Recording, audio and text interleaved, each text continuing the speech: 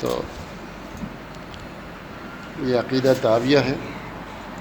تو مصنف رحمہ اللہ مقدمے کے بعد قال الامام وبه قال الامامان المذکوران رحمہ اللہ نقول فی توحید اللہ معتقدین بتوفیق اللہ تعالی ان اللہ تعالی واحد لا شریک لہ ان اللہ تعالی واحد لا شریک لہ. قبل ذلك قال، اس سے پہلے وہ کہتے ہیں کہ ہم نقول فی توحید اللہ، کہ ہم اللہ کی توحید کے بارے میں گفتگو کرنے لگے ہیں. تو تھوڑی سی میں گفتگو لفظ توحید پر کرتا ہوں. توحید ما و توحید لغتاً و شرعاً.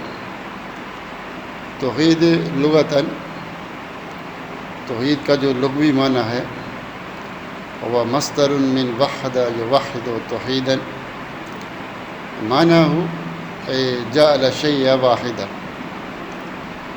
کہ کسی چیز کو ایک بنانا، یہ توحید ہے. آپ کسی چیز کو ایک کر دیں، ایک کہیں، ایک بنائیں، اس کو یہ معنی ہے وحد یوحد توحیدا. وحد یوحد توحیدا کا کیا معنی؟ وحد اللہ، یقال وحد المسلمون اللہ عز وجل، کہ مسلمانوں نے اللہ کو کی توحید بیان کی، اللہ کو ایک بنایا. اذا جعلوہ الہا واحدا، جب اللہ تعالیٰ کو وہ ایک الہ مانے تو یہ توحید ہے. تو لیکن کلمۃ التوحید کا معنی کیا ہے؟ تو اس کلمۃ التوحید کا معنی یہ ہوتا ہے کہ جب آپ کسی کے لیے توحید ثابت کرتے ہیں تو اس کا معنی مفہوم یہ ہوتا ہے کہ آپ نے اس کے لیے اثبت لہ نفی و اثبات، آپ نے اس کے لیے نفی اور اثبات کو ثابت کیا. تو یعنی وہ شیء الذی لیس باثنین ولا اکثر، یعنی منفرد، وہ ایک سے زیادہ نہیں ہے، ایک ہے، دو تین نہیں ہے بلکہ ایک ہے، منفرد ہے، اکیلی ہے. تو جب آپ کہتے ہیں کہ یہ چیز ایک ہے، اللہ ایک ہے، اس کا معنی یہ ہوتا ہے کہ اس کا کوئی دوسرا عدد نہیں ہے. لا ثانی لہ من العدد، اس کا دوسرا عدد نہیں ہے، یہ منفرد ہے. تو ہم کہتے ہیں لا الہ الا اللہ، تو ہم اس کو کلمۃ التوحید کہتے ہیں، کیونکہ اس کے اندر ہم اللہ کے لیے نفی اور اثبات دونوں ثابت کرتے ہیں. تو یہ اثبات النفی والاثبات یسمى توحید ہے. کسی چیز کے اندر جب آپ نفی اور اثبات دونوں چیزیں ثابت کریں گے تو وہ تب توحید بنتا ہے. آپ جانتے ہیں کہ توحید کے دو رکن ہیں، ہم اکثر کہتے ہیں توحید کے دو رکن ہیں، اور وہ توحید کے دو رکن کیا ہے؟ نفی اور اثبات. چونکہ جو شرط ہوتی ہے وہ الگ ہوتی ہے. اس جو رکن ہوتا ہے، رکن سے کسی چیز کی حیت، صورت اور تصویر بنتی ہے. جیسے قیام رکن ہے، اور اسی طرح رکوع سجدہ رکن ہے، تو تشہد یہ رکن ہے. تو ہم جب کسی آدمی کو قیام، رکوع، سجدے، تشہد میں بیٹھے ہوئے اس حالت میں دیکھیں تو ہم کہیں گے نماز پڑھ رہا ہے. تو وہ اس کی جو حیت اور کیفیت اور صورت، شکل جو بنتی ہے وہ ارکان سے بنتی ہے. تو توحید کی جو شکل واضح ہوتی ہے وہ نفی اور اثبات سے واضح ہوتی ہے. نفی اور اثبات جب آپ کسی چیز کے اندر ثابت کرتے ہیں تو وہ توحید بن جاتی ہے. تو ان میں سے اگر ایک چیز بھی نہیں ہے تو وہ توحید نہیں ہے. جیسے میں کہتا ہوں خالد لیس بشجاع، خالد بہادر نہیں ہے، تو یہ میں نے نفی کی کہ بہادر نہیں ہے، اور یہ کوئی کمال نہیں ہے. چونکہ نفی صرف نفی المجرد لا یسمى کمالا، یہ کوئی لیس مدح، یہ کوئی مدح نہیں، تعریف نہیں، کوئی کمال نہیں ہے. اس کے اندر یہ چیز نہیں ہے، یہ کوئی کمال نہیں ہے. تو یہ توحید نہیں ہے۔ اور جب ہم کہتے ہیں خالد شجاع، خالد بہادر ہے، تو جب لفظ میں کہتا ہوں خالد شجاع، تو اس کا یہ معنی نہیں ہے کہ صرف خالد ہی بہادر ہے، صرف اس بات لا یمنع التعدد والکثرہ والمشارکہ، تو وہ یہ ثابت نہیں ہوتا اس سے کہ خالد شجاع کہ صرف خالد ہی بہادر ہے، بلکہ اس سے یہ اور لوگ بھی بہادر ہیں، ان میں سے خالد بھی بہادر ہے۔ جب ہم کہتے ہیں لا شجاع الا خالد، کوئی بہادر نہیں صرف خالد ہے، تو اب یہ توحید ثابت ہوئی، کیونکہ پہلے ہم نے نفی کی کہ لا شجاع الا خالد، پھر اس بات کیا، پہلے نفی کی، بالکل نفی، کوئی بہادر ہے ہی نہیں، الا خالد، صرف خالد، جیسے کہتے ہیں لا الہ، کوئی الہ ہے ہی نہیں الا اللہ، تو یہ توحید ہے، پہلے نفی اور اس بات، ٹھیک ہے، کیونکہ صرف نفی جو ہے وہ کوئی کمال نہیں ہے، بلکہ کمال ہی نہیں، کمال مطلق تو دور کی بات ہے، کمال مطلق، کیونکہ اللہ کے لیے ہم کمال ہمیشہ مطلق ثابت کرتے ہیں، صرف کمال نہیں، تو یہ کمال ہی نہیں ہے، اس لیے اللہ کی صفات میں سے یہ صفت نہیں ہے، کچھ بھی نہیں ہے۔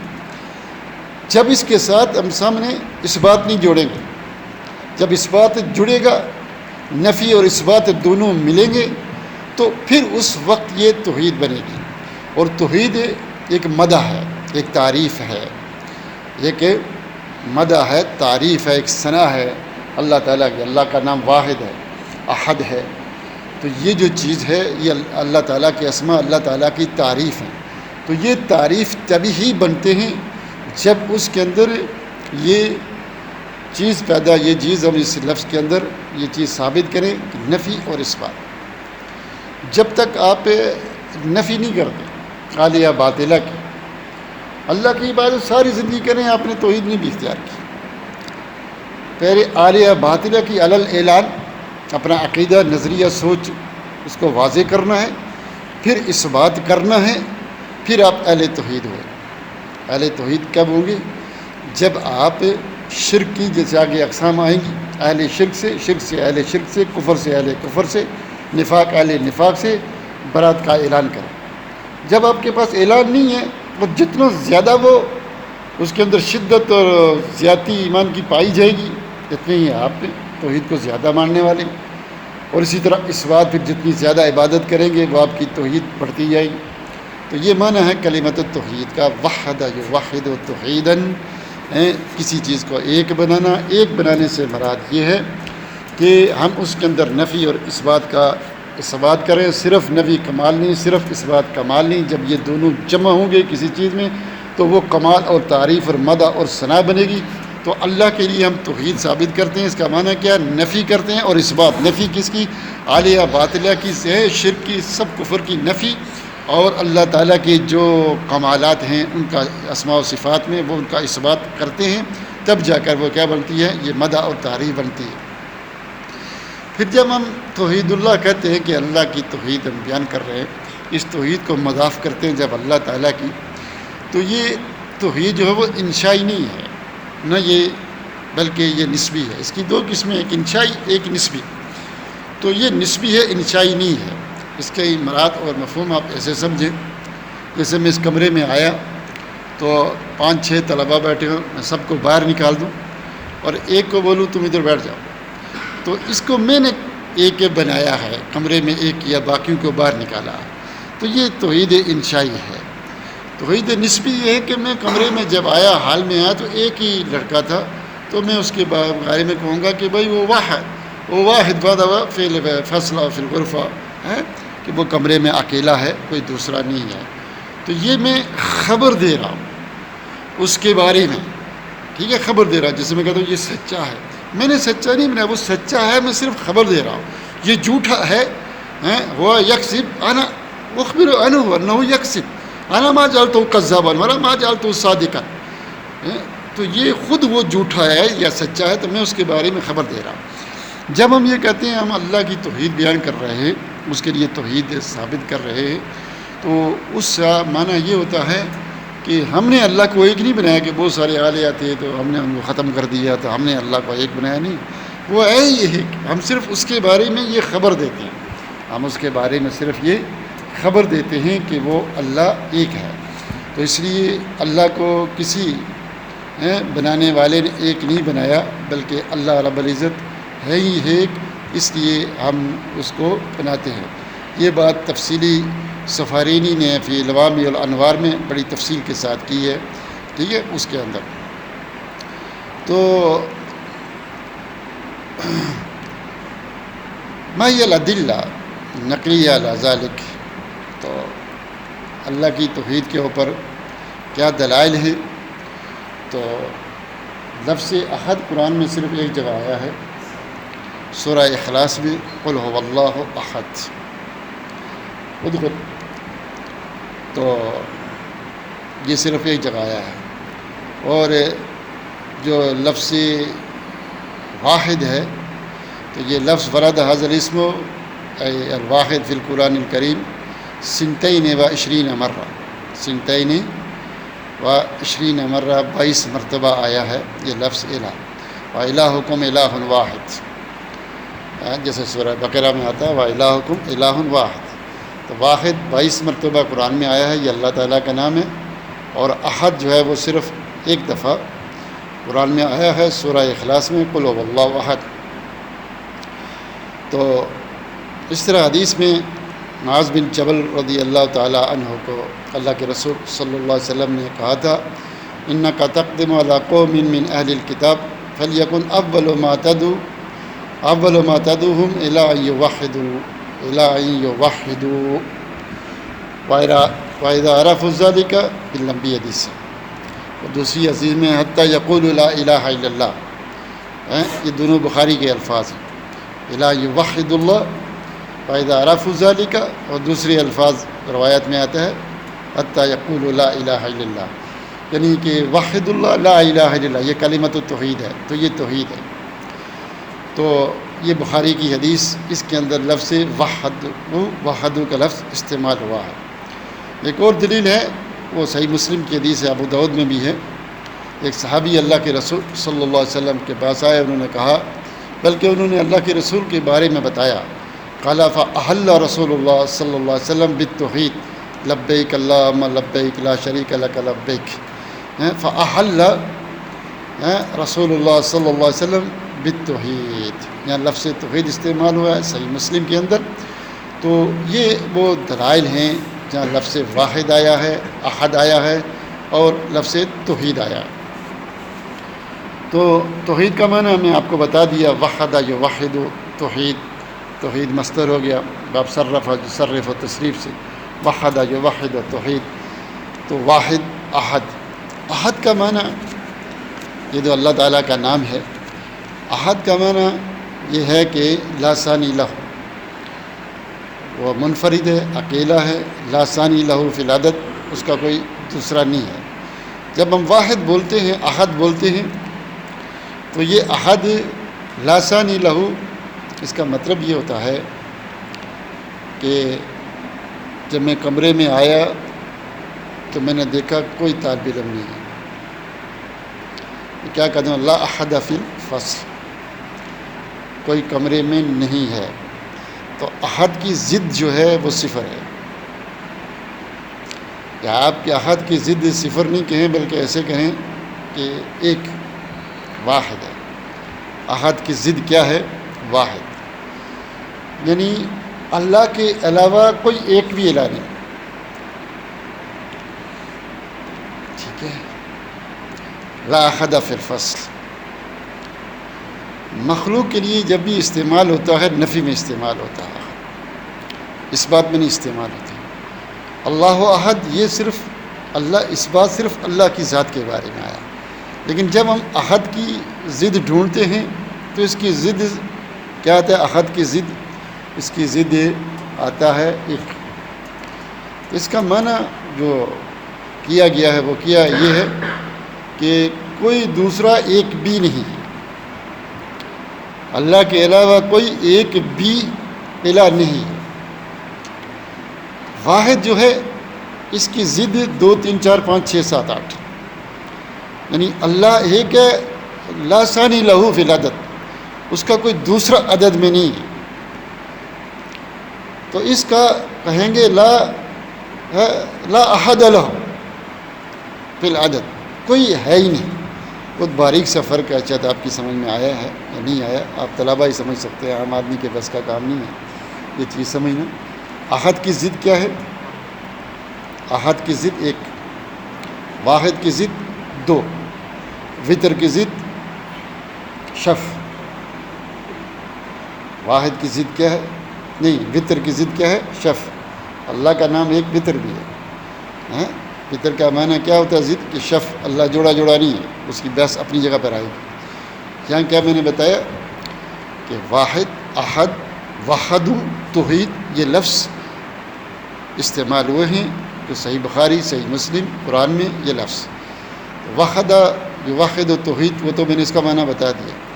احد کا یعرف الاشیاء بازدادها، چیزیں اپنی ضد سے پہچانی جاتی ہے. رات دن، لڑکی لڑکا آرام سے سمجھ آ جاتی ہے، حیات موت. اسی طرح واحد کی جو ضد جب آپ بنانے گے، واحد نہیں احد کی، تو کیا احد، ٹھیک ہے، وہ واحد ہے، کوئی ایک بھی اس کا نہیں ہے، عدد میں کوئی دوسرا نہیں. جب میں کہتا ہوں آپ واحد ہے، واحد کا معنی کوئی دوسرا نہیں. جب میں احد بولوں گا کوئی ایک بھی وجود میں نہیں ہے، کوئی بھی نہیں ہے. جب واحد بولوں گا تو میں کوئی دوسرا نہیں ہے. واحد کا بولوں گا کیا؟ کوئی دوسرا نہیں ہے. احد بولوں گا کوئی بھی نہیں ہے. سمجھ آئی؟ احد کا معنی کوئی بھی نہیں ہے. اصل میں دونوں الفاظ کے بارے میں کہا اذا اجتمع افترقا، اذا افترقا اجتمع. جیسے ایمان اور اسلام ہے، اور جیسے فقیر اور مسکین ہے. اذا افترقا اجتمع، اذا اجتمع افترقا. جب آپ کہتے ہیں کہ ایمان لے کر آؤ، اس کا مطلب اسلام بھی مطلوب ہے. اسلام لو مطلب ایمان بھی. لیکن جب جیسے حدیث جبریل میں الگ الگ استعمال ہوئے ہیں، تو اسلام لو معنی اسلام کا معنی ہے اور ایمان کا معنی ہے، دونوں کا الگ الگ معنی ہے. ٹھیک ہے. اسی طرح جب احد اور واحد الگ الگ استعمال ہوں گے تو ان دونوں کا الگ الگ معنی ہے جو میں نے آپ کو بتایا. اور بھی بہت ساری باتیں ہیں، آگے چل کر بتاؤں گا. اور اسی طرح جب ایک استعمال کہتا ہوں اللہ احد ہے، تو اس کے مراد کیا ہے کہ واحد بھی اس کے اندر شریک ہے. جب میں کہتا ہوں اللہ واحد ہے، تو اس کے اندر احد بھی لفظ شریک ہے، دونوں اس کے اندر شریک ہے، واحد اور احد دونوں. تو اس پر کوئی سوال تو نہیں؟ یہ بات واضح ہے. تو اصل میں یہاں پہلے تھوڑا اس انداز سے بھی اس کا ترجمہ کرتے ہیں کہ احد کا معنی یہ ہے کہ استقلالاً، یہ نفی ہے. استقلالاً کہ خود مستقل کوئی دوسرا الہ نہیں ہے. جب ہم کہتے ہیں اللہ احد، تو احد سے مراد یہ ہے کہ استقلالاً خود بخود کوئی وجود، کوئی ذات ایسی نہیں ہے جو اللہ کی طرح ایک الہ ہو اور وہ کھڑی ہو جائے. تو جب ہم کہتے ہیں اللہ احد، تو یہ نفی ہو رہی ہے استقلالاً مستقل. اور جب ہم کہتے ہیں واحد، تو واحد کی یہ جو نفی ہوتی ہے کہ اللہ نے خود بھی کسی کو الہ نہیں بنایا. یہ اقوال کہے گئے ہیں، اس لیے میں آپ کو بتا رہا ہوں. تو ہوتا ہے نا کہ جیسے اکثر بریلوی حضرات کہتے ہیں اور دوسرے کہتے ہیں کہ اللہ نے پیار میں آ کر اپنی صفات کیا دے دی، نبیوں کو دے دی، رسولوں کو دے دی. تو وہ صفات جو اللہ کی ان میں گئی ہیں، تو وہ اس کی وجہ سے وہ اب الہ بن گئی. وہ ہماری مشکلیں دور کرتے ہیں، حاجتیں، اس لیے ہم ان کی عبادت کرتے ہیں، اس لیے ان سے مانگتے ہیں. تو یہاں اللہ واحد کہہ رہا ہے کہ ایسا کچھ نہیں ہے، کوئی چیز اللہ سے جدا نہیں ہوئی. آگے چل کے اور بھی باتیں تفصیل سے آئیں گی. تو یہ معنی کیا گیا ہے. جیسے عیسیٰ علیہ السلام کو اللہ کا بیٹا کہتے ہیں، عزیر علیہ السلام کو اللہ کا بیٹا کہتے ہیں. تو یہ قول جو موجود ہے، یہ اس انداز میں موجود ہے کہ مشارکتاً اور استعانتاً ہے، کئی الفاظ استعمال کیے گئے کہ اللہ نے پیار میں آ کر ان کو بنا دیا. یا وہ اللہ کا بیٹا کہہ لیں، یا پھر خود بھی ایسے اللہ نے پیار میں چن لیا، الہ بنا لیا، خود اللہ نے بنایا. جیسے وہ عرب کہتے تھے لا شریک لہ الا شریک الذی انت جعلتہ شریکا وانت تملک، مختلف الفاظ ملتے ہیں، جس کو تو نے شریک بنایا، جس کو تو نے شریک بنایا۔ تو توحید یہ ہے کہ اللہ نے کسی کو اپنا شریک نہیں بنایا، متخذ ولدا متخذ شریکا، جیسے قرآن میں اللہ کہتا ہے قل اللہ عبد الرحمن، قل اللہ عبد الرحمن ایما تدعو فله الاسماء الحسنى ولا تجهر بصلاتك ولا تخافت بها وابتغ بين ذلك سبيلا قل الحمد لله الذي لم يتخذ ولدا ولم يكن له شريك في الملك ولم يكن له ولي من الذل وكبره تكبيرا۔ السلام علیکم۔ میرے پاس قل الحمد للہ الذي لم يتخذ ولدا، یہ نفی ہے، ولم يكن له ولي ولم يكن له شريك في الملك، کوئی اس کی بادشاہت میں شریک نہیں، اللہ نے بنایا۔ آیات اپنی جگہ آئے، معنی سمجھ آ گیا واحد کا۔ اور یہ ایک اور اس کے عکس بھی موجود ہے، اس کے عکس بھی موجود ہے۔ واحد کا معنی استقلالا اور احد کا معنی اس کے عکس، یعنی اللہ نے خود نہیں بنایا، ٹھیک ہے، یہ اقوال موجود ہے وہ اس کے عکس، ٹھیک ہے۔ یہ تو انہوں نے لم یلد و لم یولد کو احد کے مقابلے میں لایا، یعنی احد اس کی ضد کے لم یلد و لم یولد، یعنی کہ ما انفصل منہ شیء، ما انفصل منہ شیء وهو وكذلك وما انفصل من شيء، لیس عبا کما نحن نقول لیس ولد، لأن ولد ينفصل عن ابی یعنی من نطفتی، تو بیٹا اپنے باپ کا ایک جز ہوتا ہے، حصہ ہوتا ہے، تو یہ احد کی ضد جب آئی تو وہ لم یلد و لم یولد ہے، انہوں نے اس سے دلیل لی، انہوں نے اس سے دلیل لی۔ بہرحال یہ توقیدی کلمات ہیں، اللہ تعالیٰ یہ تو آپ کے پاس آگے چل کر بحث آئے گی، اسماء کے درمیان دلالات جو ہیں، دلالت التضمن، دلالت المطابقہ، دلالت الالتزام، ایک لفظ دوسرے کو کیسے اپنے اندر لیتا ہے، کیسے لیتا ہے، یہ تفصیل بعد میں آئے گی، ٹھیک ہے۔ تو وحد یوحد و توحید، توحید کا کیا معنی ہے؟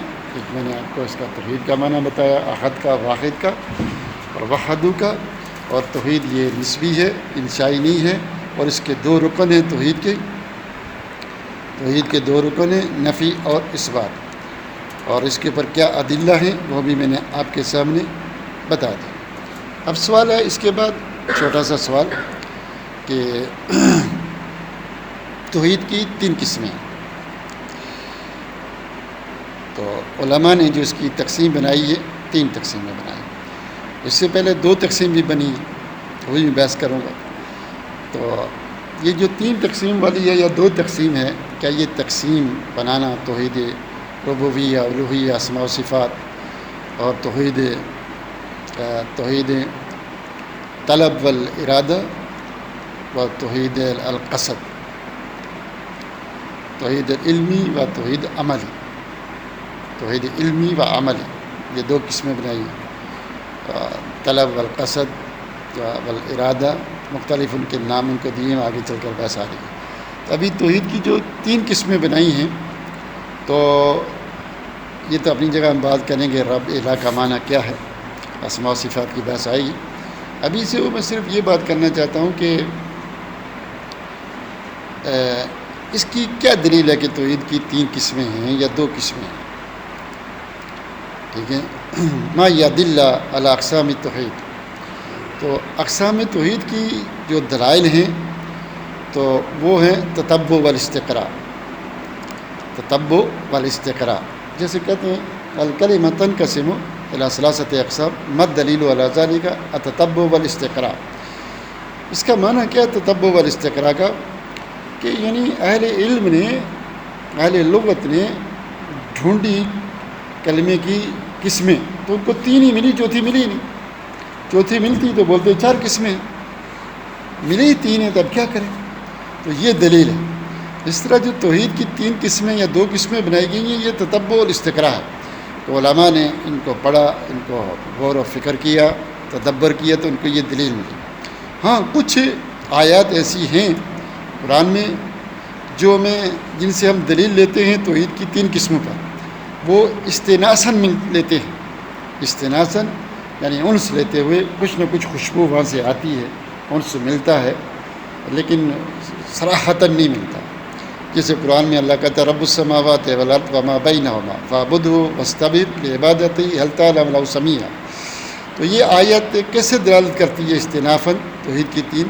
رب السماوات والارض وما بینہما، یہ توحید ربوبیت ہوگی. رب السماوات والارض وما بینہما، یہ توحید ربوبیت ہوگی. اور اس کے بعد فاعبدہ واستبر لعبادتہ، یہ توحید الوہیہ ہوگی. هل تعلم له سمیع، یہ توحید اسماء و صفات ہوگی. تو اگر آپ سے کوئی پوچھے توحید کی 3 قسمیں کیا اس کی دلیل قرآن میں آتی ہے، یا نبی صلی اللہ علیہ وسلم کی کوئی حدیث ہے، یا اجماع ہے صحابہ کا، یا قیاس ہے، یا کوئی دلیل، تو ہم کہ ایسا کچھ بھی نہیں ہے. نہ قرآن میں، نہ حدیث میں، نہ اجماع، نہ قیاس، ایسا کچھ نہیں ہے، بلکہ اس کے دلیل تتبع والاستقراء ہے.